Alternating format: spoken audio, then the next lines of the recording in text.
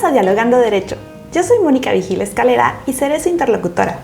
En este programa charlaremos de temas de interés para empresarios emprendedores desde un punto de vista fiscal y legal. Con nosotros nos acompaña el director de Sancia Business Group, Ricardo Cordero. Hola Mónica, buenos días. ¿Cómo estás? Días. Bien, oye, hoy tenemos un tema súper interesante. A ver, por lo menos yo estoy súper interesada. ¿Cómo podemos ahorrar? ¿Cómo pagar menos impuestos? Siempre es como algo que como empresarios decimos, híjole, ¿qué hago, no? Y aparte por la parte legal, también sin sangrar a mis empleados y lograr aparte una mejor eficiencia en mi empresa. ¿Qué puedo hacer? Okay. La pregunta del millón. La pregunta del millón. Fíjate que nosotros en Esancia tenemos recurrentemente clientes que todo el tiempo están buscando cómo volverse más eficientes con sus recursos. Entonces, para poder nosotros entender cómo poderles plantear a nuestros clientes una alternativa viable y además que sea legal, primero tenemos que entender el contexto de su negocio, de su empresa, ¿no? Antes de tocar el punto de irnos directamente con las estrategias fiscales, creo que vale la pena que toquemos varios puntos. Hay formas legales e ilegales de lograr hacer pagar menos impuestos o de volver más eficiente tu empresa, ¿no? Algunos empresarios, por ignorancia o simplemente por recomendaciones arcaicas, se llevan a cabo prácticas que ya no están vigentes o que son ilegales.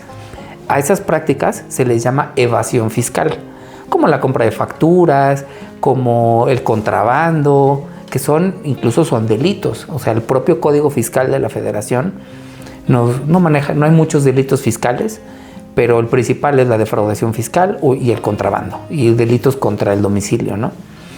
Pero bueno, siempre detrás de este tema hay la intención de no pagar de no pagar los impuestos correspondientes, ¿no?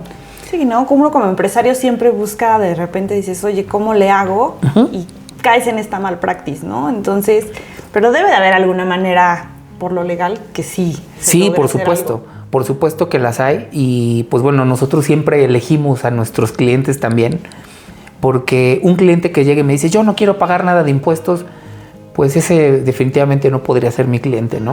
Uh-huh. Pero un cliente que me diga, oye, ¿cómo puedo volver eficiente mi empresa dentro del marco de la ley? Ese sí puede ser mi cliente, ¿no? Entonces ya entendimos o ya explicamos un poco lo que es la evasión fiscal, que es lo que nunca vamos a nosotros a sugerir a los clientes, ¿no? Claro. Por otro lado está la elusión fiscal. Okay. La elusión fiscal está entre la evasión y la estrategia. ¿Qué quiere decir la elusión? La palabra suena un poco extraña, pero en realidad no es más que aprovechar una laguna de la ley, así le llamamos los abogados. Okay. Quiere decir que hay un concepto por ahí que está como en el aire, que no está como muy bien definido. Entonces, pues nosotros lo aprovechamos a favor o lo interpretamos a nuestra conveniencia. Mientras no sea modificado o mientras no haya una jurisprudencia de la Corte o de la Sala Fiscal o de un tribunal colegiado de circuito que nos diga por dónde se tiene que interpretar, uh-huh. Pues eso se va a quedar como en el limbo y a eso los abogados les llamamos laguna fiscal. Entonces cuando tú aprovechas esa laguna fiscal a tu favor, entonces entras en algo que se llama elusión fiscal. ¿Qué quiere decir? Que el fisco, o sea, la autoridad fiscal, el SAT o la autoridad fiscal en general, no te va a poder decir que no estás pagando impuestos correctamente o que estás evadiendo la ley, ¿no? Puede ser la ley del IEPS, puede ser la ley del IVA, la ley del ISR, de cualquier impuesto o contribución, ¿no? Claro, y adaptándolas obviamente a nuestro giro empresarial. Exactamente. Okay. Más adelante, o si gustas de una vez, platicamos un ejemplo de que nosotros vimos hace muchos años y practicamos o vimos muy de cerca lo que es la elusión fiscal. Yo creo que vale la pena de una vez que lo menciones, ya que estamos centrados en el tema de la elusión fiscal. Ok. A ver.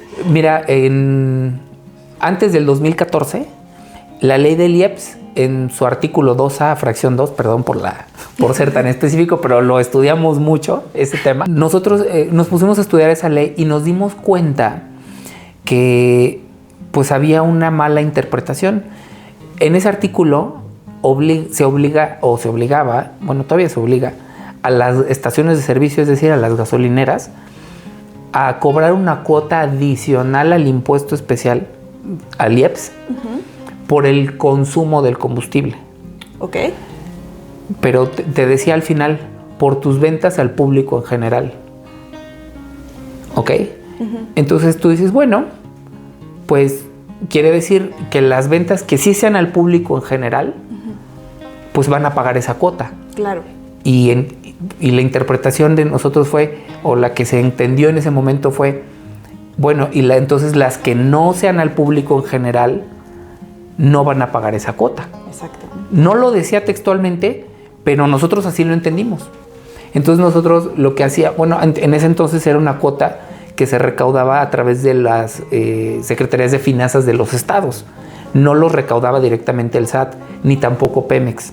Hay que entender cómo funciona una gasolinera. Claro.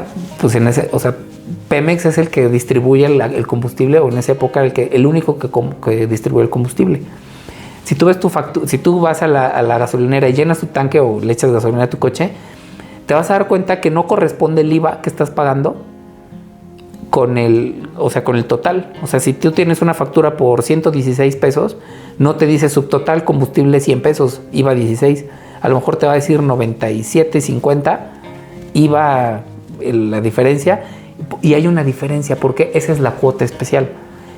Y eran 32 centavos para Magna, o bueno, para diésel me parece, no me acuerdo pero eran centavos por cada litro de combustible que el consumidor final le echara a su coche o a su camión. Una barbaridad. Ese era un dineral. Entonces no estaba claro en la ley. O sea, nosotros dijimos, nos preguntaron las gasolineras y dijimos, pues nosotros consideramos que las ventas que no sean al público en general, pues esas no deben pagar los impuestos correspondientes. Entonces, pues eso le sugerimos a nuestros clientes y eso hicieron. Obviamente eso representó un ahorro muy importante en impuestos. Con el tiempo, obviamente hubo auditorías, revisiones por parte de la autoridad, donde nos decían, oye, tienes que pagar por todas las ventas. A ver, espérate. No, pues solo por las ventas al público, es lo que dice. Entonces nos íbamos a otra ley, que es el Código Fiscal de la Federación, donde nos decía, oye, las ventas al público en general son estas, y te definía exactamente cuáles eran, ¿no? Pues las que estuvieran facturadas al público en general. O sea, es decir, si la gasolinera le facturaba a una persona física o a una persona moral, esas ventas no se consideraban ventas al público en general. Por lo tanto, esas ventas no pagaban impuestos. Ese impuesto especial, ¿no? Ya. Tuvimos muchos juicios, pasó el tiempo y bueno, al final la mayoría de los asuntos se ganaron. Solo hubo uno de todos los que litigamos que no se ganó, pero fue mera interpretación del magistrado. Tan teníamos razón en que estaba mal la ley, que para 2014 reforman ese artículo, lo reforman y le quitan la palabra público en general y te dice por todas las ventas. Claro. Porque eso es lo que habían querido decir, solo que lo habían redactado mal. Eso es la elusión fiscal. Okay. Entonces, hoy en día, incluso, bueno, cuando se reformó, hay varias injusticias porque, bueno, ya entraremos en temas más técnicos, ¿no? Pero bueno, para retratar un poco, eso es la elusión fiscal, ¿sale? Y bueno, hasta ahí creo que todo claro. Sí, ya tenemos lo que es elusión, que es evasión, ¿no? Entonces, justo entendemos que nos acabas de exponer un ejemplo muy bueno de lo que ya es una estrategia fiscal. Bueno, aquí fue con elusión, pero ¿qué otras estrategias hay? ¿Hay más cosas que hacer? ¿Siempre es buscar estos abismos o hay otras técnicas? No, la realidad es que es difícil, es difícil encontrar una laguna y luego poderla aplicar. Es muy difícil. Okay. Entonces, aplicar la elusión de manera correcta es muy complejo y es una moneda en el aire. Okay. Entonces, nosotros de manera muy responsable, lo que sí sugerimos a nuestros clientes son estrategias que sean válidas. ¿Y estas como cuáles son? Pues mira, va a depender mucho de la empresa, ¿no? Nosotros cuando nos dice un cliente, oye, yo necesito una estrategia fiscal porque percibo que estoy pagando muchos impuestos. Bueno, analizamos un modelo de negocios y vemos cómo podemos optimizarlo, ¿no? Hay N cantidad. muchísimas formas de hacerlo bien, ¿no? Pues no sé, te puedo platicar un ejemplo que tuvimos hace algunos años con un cliente. Ellos fabricaban productos derivados de la leche. Okay. Y era una empresa, un S.A., donde pues los socios eran pues una empresa familiar, el papá, los hijos, y un hijo era el que vendía parte de la leche, o toda la leche la vendía a la fábrica para que produjeran su queso, su yogur, pues, hasta todos sus derivados, ¿no? Entonces, si analizamos la legislación fiscal, pues un S.A. que comercializa productos derivados de la leche va a pagar impuesto sobre la renta a una tasa del 35%. Digo, es un poquito más complejo que esto, pero lo explico de esta manera para que sea entendible para todos. Y su hijo, que era el que producía la leche, el que tenía el rancho productivo y el que ordeñaba las vacas y llevaba la leche y todo eso, ellos, para empezar, son tasa cero. Digo, también la fábrica de leche o la fábrica de productos derivados de la leche. Pero dices, bueno, el mero productor de leche paga impuestos al 20%. Entonces, si yo le paso todas las utilidades de la fábrica al hijo, pues claramente vas a tener un ahorro del 15%. Pero bueno, la ley también te dice, ¿lo puedes hacer? Sí. ¿Es legal? Sí, pero hay límites. Ok. No puedes decir, oye, pues todas las utilidades se las paso. No, hay límites. Y esos límites hay que conocerlos. En ese caso específico, lo que se tiene que hacer es un estudio de precios de transferencia, que no es otra cosa más que definir que el precio que le estás pagando a ese productor, que es tu hijo en este caso, o que es tu sobrino, o que es tu familiar, para efectos fiscales les llamamos parte relacionada. Ok. Le pagarías lo mismo a alguien que no fuera tu familiar.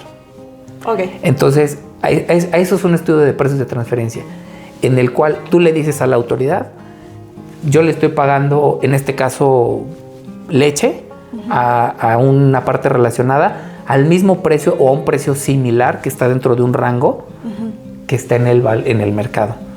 Sí, para que no se vea como esa preferencia de relación, ¿no? Claro, lo puedes hacer, o sea, a lo que voy, eso es una estrategia que funciona, sí, pero hay límites. Ese límite lo pone la propia ley y te dice, bueno, tienes que hacer un estudio de precios de transferencia y decir, este es el límite, ¿no? También hay otra estrategia que algunos empresarios llevan a cabo. Ejemplo, dicen, oye, tengo mis oficinas corporativas, son del dueño a lo mejor, o del papá del dueño, de la empresa, y dicen, oye, ¿cómo le hacemos para reducir un poco el ISR? Bueno, pues, oye, ¿y pagas renta de esa oficina o de ese edificio, de ese local? No, pues me lo presta mi papá. No, pues págale una renta. ¿Por qué? Pero pues es que el arrendador no tiene deducciones. No, pero tienen una deducción ciega del 20% que tú no tienes. Puedes aprovecharla. ¿Cómo? A través de un contrato de arrendamiento, con un estudio de precios de transferencia, porque en este caso sería una parte relacionada, y aprovechar esa deducción ciega. Una deducción ciega significa que no tienes necesidad de tener gastos en tu contabilidad para reducir el pago de impuestos, pero así es el régimen. Así está en la ley para todos. Simplemente es tomar lo que sí te pueda convenir respecto a cómo funciona. Por eso es que nosotros siempre que viene un cliente y nos dice, oye, a mí me gustaría una estrategia, no sé qué.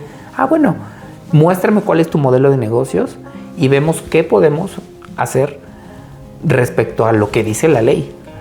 Porque no podemos ir ni más allá y no podemos sugerirte nada si no conocemos tu modelo de negocios, ¿no? Sí, claro, totalmente. No, y ahorita que pones este ejemplo, bueno, a mí me viene mucho a la mente que hay mucha gente que dice, no, ¿cómo voy a pagar una renta? Voy a terminar pagando más impuestos, voy a terminar dentro de la propia ignorancia a lo mejor de no asesorarte, ¿no? Uh-huh.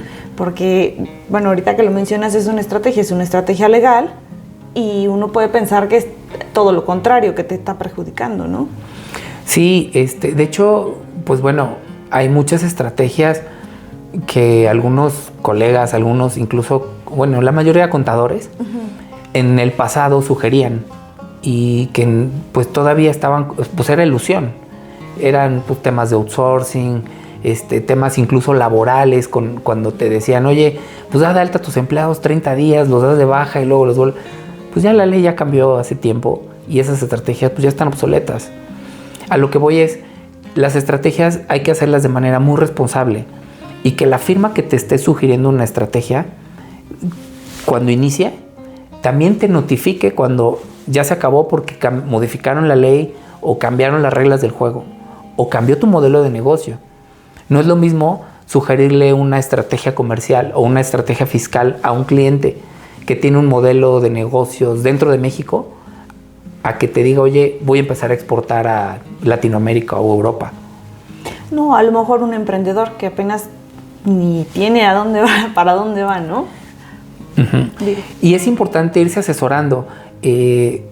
Invertir en asesoría, en consultoría, es una de las inversiones que pocas veces te da tantos rendimientos a futuro, ¿no?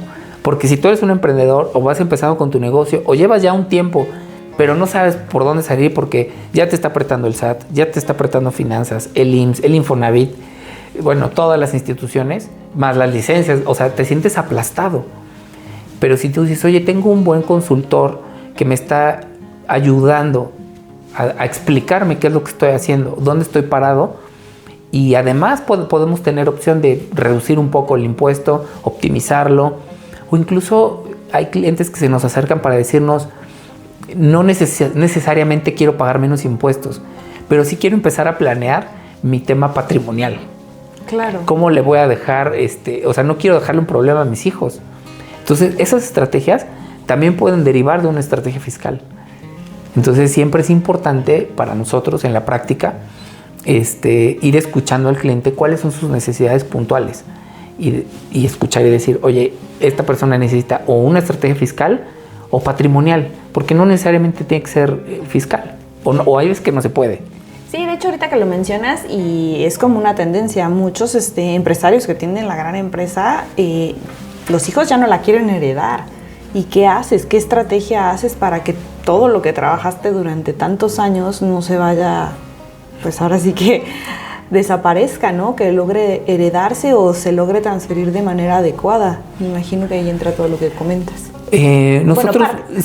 Nosotros en parte podemos apoyarlos, pero al final es un tema que se habla en familia, que se habla entre los socios, y pues muchas empresas en estos casos que tú dices, pues acaban vendiendo, y probablemente sea la salida más decorosa, ¿no? Es decir, pues si los hijos ya no la van a querer, ya no le van a seguir, y tampoco hay necesidad de obligar a nadie, pues probablemente lo mejor sea venderla, ¿no?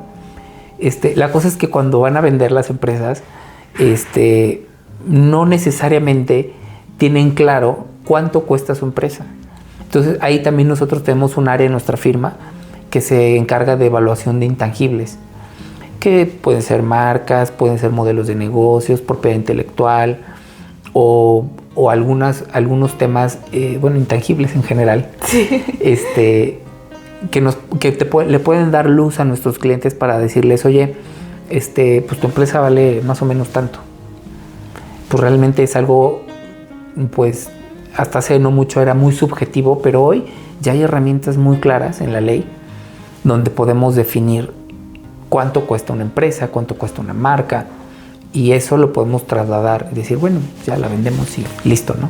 Sí, igual tampoco perderle, ¿no? Porque al final es una transacción de que si no evalúas bien o no haces bien como la jugada, por así decirlo, también puedes perder a la hora de vender. Sí, por supuesto. Digo, pues al final el empresario tiene que ser una persona con el corazón arriesgado, ¿no? Porque el empresario de a pie, con el que nosotros trabajamos día a día, son pymes. Son personas que aprendieron a hacer algo bien y lo empiezan a ofrecer al mundo, ¿no? Claro. Ya sea un restaurante, ya sea un comedor industrial, ya sea una empresa de seguridad privada. Pues aquí en la firma tenemos más de 75 giros diferentes de empresarios, ¿no? Uh-huh. Y es muy enriquecedor darte cuenta cómo hay ocasiones donde todo el sector de X tipo de cliente les empieza a doler lo mismo. Y eso tiene que ver, pueden ser reformas de ley, pueden ser situaciones económicas del país, regionales, o sea, pueden ser temas, ¿no? Incluso tipos de cambio, que es lo que hablábamos el podcast pasado, ¿no? Claro. Uh-huh. Perfecto. Y bueno, ahora sí que con todo lo que me estás platicando, surge creo que a mí como empresaria, emprendedora y a muchos la duda. ¿Hasta dónde llega, por ejemplo, mi contador y hasta dónde ya necesito un abogado especialista? Porque luego muchas veces nos quedamos con la idea de, no, pues si yo tengo mi contador, me lleva perfecto mi declaración de impuestos, yo pago bien, ¿para qué estoy contratando una estrategia fiscal? O sea, ¿de qué me va a servir? Pues si ya lo está viendo mi contador, él ya ve todo, ¿no? O sea, bueno, puede ser como una idea. Además, cuando eres emprendedor, todavía no empresario, sino que apenas estás iniciando, a lo mejor dices, oye, mi contador me va a resolver todo, yo estoy en norma, estoy en la ley, no creo necesitar una estrategia fiscal. Uh-huh. Sí, esto es cierto, ¿no? ¿Hasta qué punto? Pues mira, vamos a partir por lo... Sin tirarle a los contadores, ¿eh? La verdad es que tengo muy buenos amigos contadores, uh-huh, con los que espero algún día los traigamos aquí a la mesa para que platiquemos. Sí, yo creo que sí, estaría padre. Porque hemos aprendido mucho de ambas profesiones con un profundo respeto. Conozco también contadores que pues nada más ven llegar al abogado fiscalista y tángale, le empiezan a tirar, ¿no? Y al revés, ¿no? Hay abogados fiscalistas que dicen, ay, ahí viene el contador. Yo la verdad siempre trato de ver a los contadores como el contador. Lo que yo le digo a mis clientes es, tu contador tiene que ser la persona más cuadrada del mundo. Es más, si su cabeza es cuadrada, mejor. ¿En qué sentido? En el que tiene que estar apegado a la ley. ¿Por qué? Porque si a mí me traes un contador que no sabe o que te dice, ya presenté las declaraciones en ceros, ahí en diciembre presento las complementarias, pues yo sí le diría a mi cliente, ten mucho cuidado, ¿no? El contador te tiene que dar la seguridad de que estás cumpliendo con tus obligaciones fiscales, porque en este caso tú, por ejemplo, si eres emprendedora, la responsable ante Hacienda eres tú. Ok. El contador simplemente es un facilitador que te va a decir, aquí está tu declaración, tú me diste tu estado de cuenta, tú me diste tus accesos, probablemente tu firma electrónica para revisar qué facturaste, quién te facturó, y en base a eso yo presento tus declaraciones, pero la obligada eres tú. Incluso cuando vas al SAT a darte de alta como persona física, con actividad empresarial o por honorarios o cualquier régimen y te dan tu firma electrónica, te la dan a ti, es más, te dicen a tu contador, déjalo afuera, hay que te espere. Y tienes razón, sí, porque al final te tienen que explicar esto, te tienen que decir, la obligada o la persona obligada en el tema de impuestos eres tú, no es tu contador. Porque el contador el día de mañana se va, lo despide, se va de borracho, no presenta, ese es su tema. Pero tú tienes la obligación de verificar que haga bien su trabajo, porque la obligada eres tú. Okay. Ese es el trabajo del contador. Hay contadores que van más allá y que tienen ya la expertise, que ya tienen la madurez en su carrera profesional para empezar a sugerir estrategias fiscales. Entonces, hay contadores que sí lo hacen y lo hacen muy bien. Y a nosotros como abogados a veces nos hablan una de dos, o para validar las estrategias que ya tienen y escuchar un punto de vista externo, y la otra es que nos llaman ya cuando abogados, o sea, ya cuando hablan al abogado fiscalista es porque ya te cayó Hacienda, ya te cayó el IMSS, ya te cayó el Infonavit, ya te cayó alguna autoridad por alguna razón. No quiere decir que esté mal, sino que simplemente la autoridad te fue a revisar. Claro. Te fue a revisar que estés cumpliendo en tiempo y forma. Por lo tanto, si la persona que tiene que hacer ese trabajo es tu contador, pues lo primero que hacemos como abogados fiscalistas es voltear a ver al contador y decirle, oye, contador, a ver las declaraciones. No, pues es que las tengo en ceros. No, pues es que como no tenía el señor empresario o la señorita emprendedora, no tenía para pagar el IVA, pues las presenté en ceros. Pues yo preferiría como empresario un contador que me esté fregando y me decirme, oye, si la gasolina la pagas en efectivo, no te voy a pasar. Lo voy a meter como un no deducible.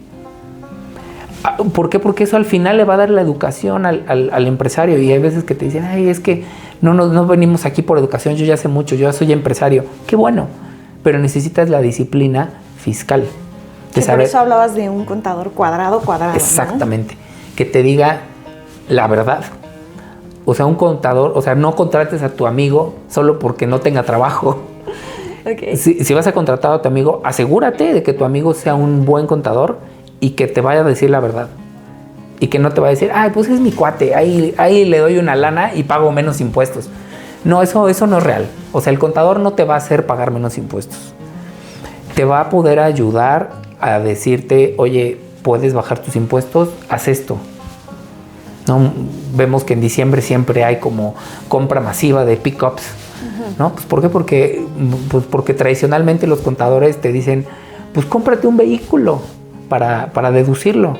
Y una pick-up es deducible al 100%. Pues bueno, pues ya ahí le bajas un poquito el impuesto sobre la renta. Esas son estrategias como muy chiquitas, por así decirlo. Muy fáciles, ¿no? Pero que son válidas. O sea, son estrategias al final de cuentas, ¿no? Y hay veces que sí nos hablan para decirnos, oye, estamos viendo que las estrategias que nos está poniendo el contador o la contadora, pues llevan ya muchos años y que casualmente, pues bueno, afortunadamente no ha habido temas, no han tenido ningún problema, pero queremos escuchar la voz de un tercero que nos diga, oye, lo estamos haciendo bien, no lo estamos haciendo bien, ¿qué nos sugieres? Porque la ley va cambiando, ¿no? Por eso hace rato hablábamos de, oye, cuando haya una reforma en la ley, es obligación de la persona que te sugirió una estrategia avisarte y decirte, oye, esta estrategia se va a cambiar, se va a modificar o se va a eliminar. Sí, ya no va a ser vigente, ¿no? Exacto, exactamente. Incluso, bueno, la responsabilidad de los contadores ya empieza a ser incluso penal. ¿A qué me refiero? Que si hay la ley en 2019 se modificó y pues siempre metió un poquito de calambre al empresario y por varias razones, ¿no? Principalmente porque México está pasando por una etapa de educación fiscal y de disciplina fiscal que le hacía falta. Y bueno, entonces te dicen, a ver, si tú eres contador y te estás dando cuenta que hay un esquema reportable, y bueno, ya la ley te explica lo que es un esquema reportable, tienes que avisarlo. Tienes que reportarle al SAT, decirle, oye, aquí mi compañera tiene una estrategia fiscal que le puso fulanito de tal, te aviso que ella lo reporte. Y lo reporta. No quiere decir que esté mal, no quiere decir, pero lo tienes que avisar. Si tú como contador de la empresa no lo avisas, tú eres, digamos, responsable, corresponsable. ¿Como cómplice? Como cómplice. Y no necesariamente porque esté mal, pero ya hay temas que la autoridad ya no ve con buenos ojos, como el outsourcing, por ejemplo, que no está prohibido, simplemente lo vinieron a regular y que está bien, que incluso que tiene que ver con temas internacionales, tiene que ver con la disciplina fiscal de la que necesita México, pero esto es derivado de las reformas al TEMEC. Claro. Por eso ha habido aumentos en el salario mínimo, por eso ha habido muchos temas que también Estados Unidos le dijo, oye, México, está padre que tú le pagues poquito a tu gente y con eso se conforme y que todas las fábricas se vayan para allá, pero nosotros no podemos competir con eso. Mete a tu gente, o sea, hace rato me decías que los empleados no pierdan, esa es esta parte. Porque muchos empresarios decían, mete a todo el personal en un outsourcing, no les pagues utilidades, y ahí que como puedan. Y el día que lo despidas, pues los sacas como vinieron, con una de mano adelante y otra atrás, ¿no? Y muchos empresarios hicieron eso. Entonces, un poco la reforma fiscal y laboral del 2019 vino a regular esto. Y decir, y lo voy a explicar rapidísimo, cómo está regulado. Se intenta regular con el REPSE, ya hay amparos donde, bueno, también sabemos que las declaraciones que se presentan con el REPSE tienen muchas inconsistencias. Incluso que te den tu registro para empresa especializada, tiene ahí yo tengo mis reservas en esas, me reservo la opinión, ¿no? Está bien. Sin embargo, básicamente el outsourcing te dice, a ver, no está prohibido, pero si tú eres, no sé, una empresa que se dedica a la venta de autos, es decir, eres una agencia de autos, de esos chinos que están ahorita de moda, ¿no? Tú puedes subcontratar todo, excepto vender autos, porque tú vendes autos. Sí, es como ahora sí que tu fuente principal de ingresos. Es tu core business, es en lo que estás centrado. Pero sí que sí puedes subcontratar tu administración, porque probablemente tú como empresario no sepas administrar tu negocio. Entonces necesitas una empresa externa que lo haga por ti. Tu seguridad privada, contratas una empresa de seguridad privada. Una empresa de limpieza, porque tiene que estar limpio todo. tus baños, el piso donde están los autos, ¿no? Claro. Eso es la subcontratación legítima, ¿no? Entonces dices, bueno, esto sí lo puedo subcontratar. ¿A quién no puedo meter en una nómina externa? Pues a mis trabajadores, los que llevan a cabo la fuerza de trabajo de la empresa. Y una agencia de autos, en este caso, tiene básicamente dos tipos de ingresos: la venta de autos y el mantenimiento. Entonces, pues ni a los mecánicos del taller ni a los vendedores de piso los podrías tener necesariamente en tu nómina.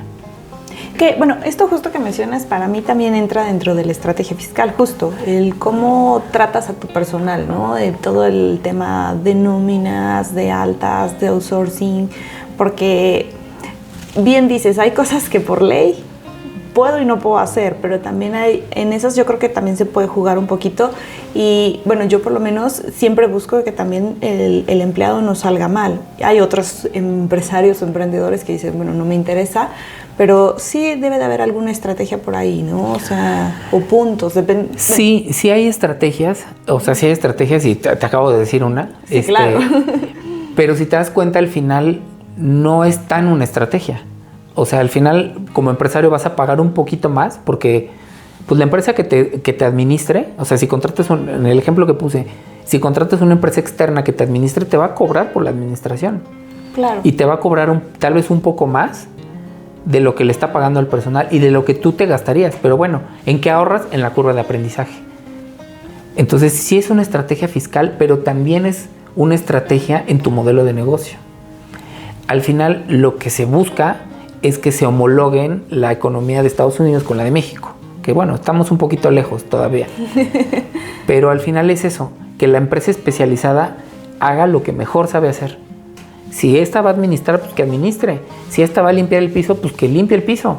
Y yo como empresario, que yo sé vender coches, a lo mejor me dedico a vender coches. Me enfoco 100% a vender coches. Y los demás que son servicios externos o extras, sí los puedo subcontratar.